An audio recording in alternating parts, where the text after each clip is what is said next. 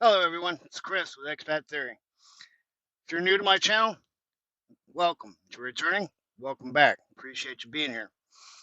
I'm gonna do a little short conversation about what's going on with the U.S. economy. Hang on just a moment, and we'll get right to it.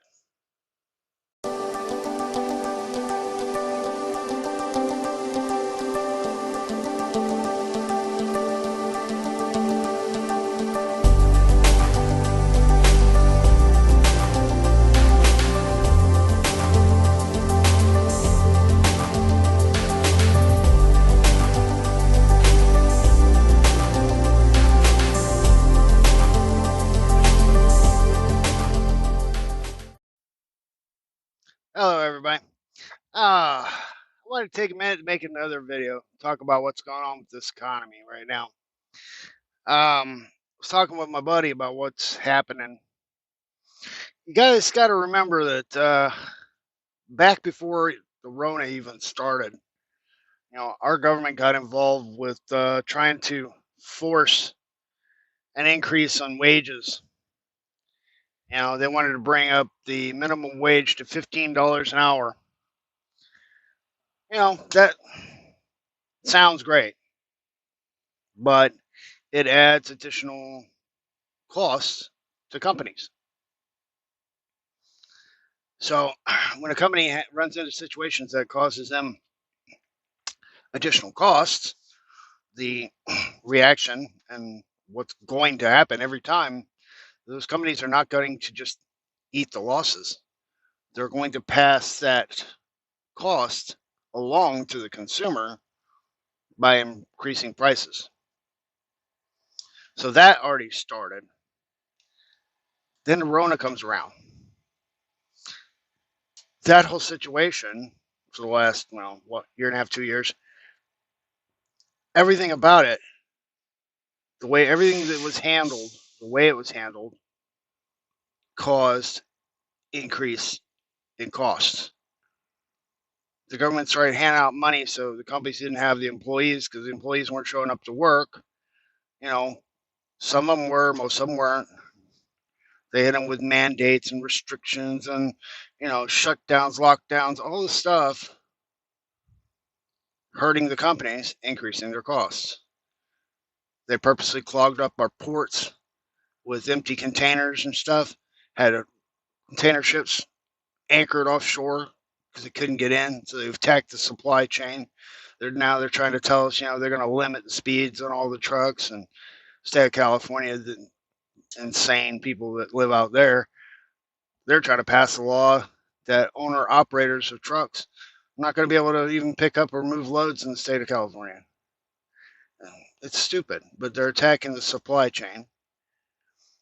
Everything they've done since even before the Rona has caused increases to the costs.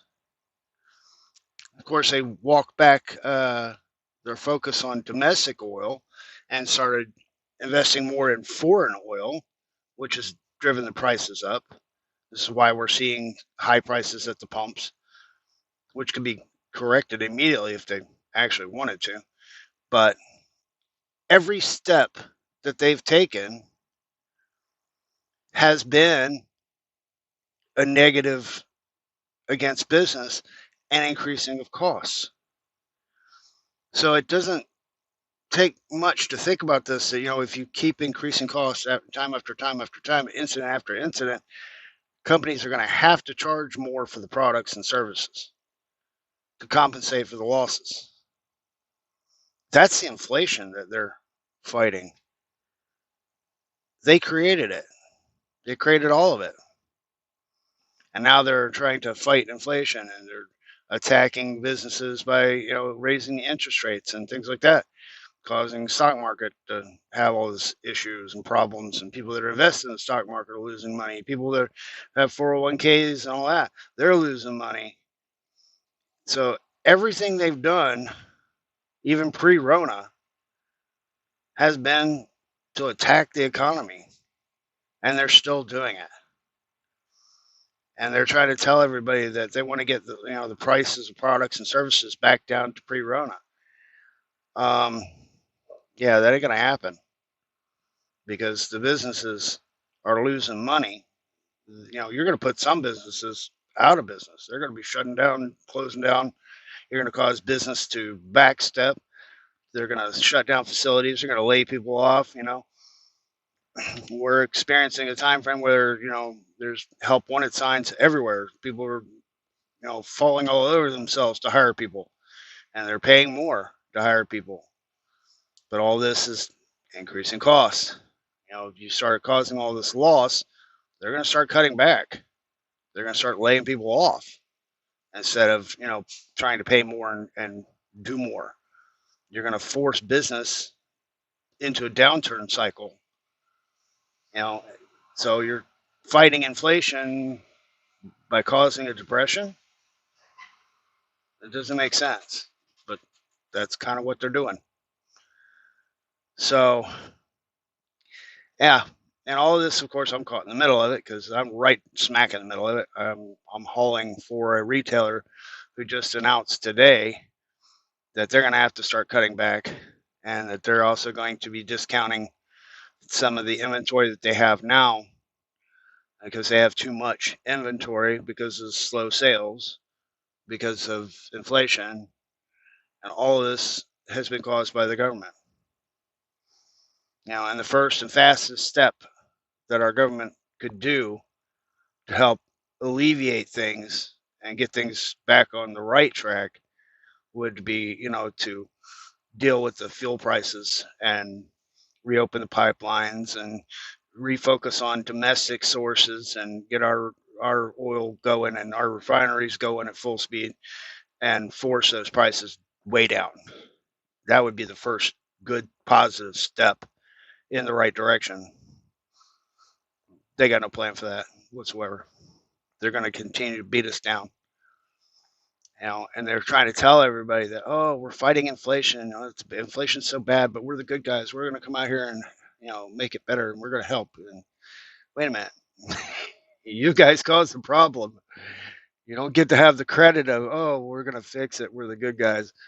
No, you broke the thing. Yeah, put it back together. You got to. It's your fault. You broke it. So, but that's the way it's being kind of spun. Everything's political. Everything you do, your paycheck is politics. So, anyway, I just want to mention that because it seems like, people aren't kind of connecting the dots, that they kind of think this economy is a little animal that runs around all by itself. And no, no, it's directly connected to what those morons is the only word I can come up with. Morons in Washington do. They have a huge effect over what's happening in the economic world. And things in the economic world are instantaneous. You make one bad step and it'll affect everything immediately.